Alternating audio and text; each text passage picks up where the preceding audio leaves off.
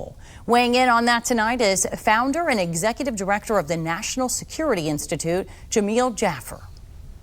Well, look, I think it's obviously an important trip. It sends a message from the Speaker of the House, the number 3 ranking individual in the U.S. government, that we stand by Taiwan and that we're close allies with them, and that we're not going to cave to Chinese pressure to not visit Taiwan, to not support that country and our allies there.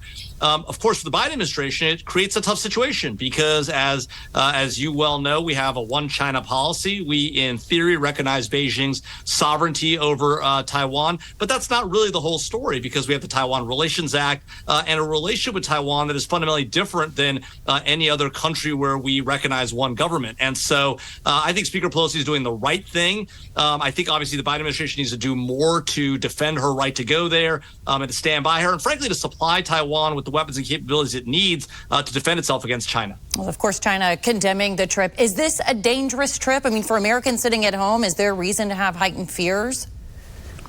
Well, look, I think there is a chance that the Chinese get aggressive, and they made threats against Nancy Pelosi's plane. Obviously, that has not come to pass.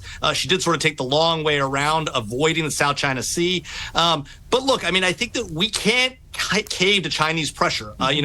Speaker Newt Gingrich went to Taiwan. The Chinese were upset about it back in those days.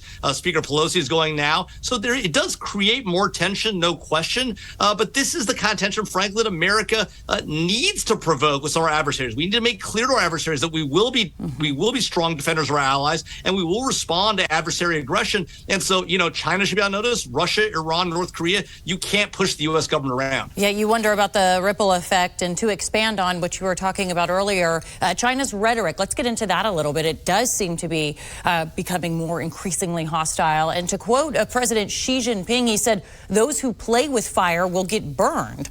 Could this trip reverse any progress made between the U.S. and China?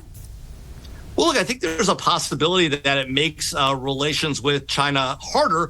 But let's be candid, right? It is China that has provoked the challenge in relationship between us. It is the Chinese who have put pressure on economic issues, who've stolen huge amounts of intellectual property from the United States, who have threatened their neighbors, right? It's not what we're doing in the world. It's what China's doing in their own behavior that has provoked the situation between the U.S. It's their bad behavior in economics and international affairs. The U.S. is simply playing its role, and we can't cave to Chinese pressure. And so while it may make the relationship with China more tense, the reality is the Chinese brought this upon themselves. Jamil, let's switch gears here a little bit. Let's talk about the counterterrorism operation involving Ayman al-Zawahiri. How significant is this for the U.S., and do you consider this a catastrophic loss for al-Qaeda?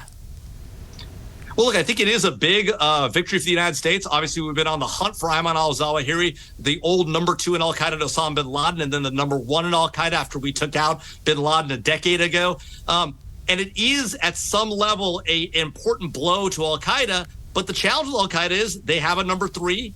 Or a number 2 now. He'll rise up to number 1, likely Sirajuddin Haqqani, who's actually a member of the Taliban government that's now in power in Afghanistan as their Minister of the Interior. So al-Qaeda is likely to survive this. They may go to ground for the next little bit. They may try to reform and regroup. But the reality is they represent a continuing threat to the United States. We need to keep the pressure on to keep Americans safe, both at home and abroad. A lot to stay on top of there. Jamil Jaffer, thanks for coming on the show tonight. Thanks for having me.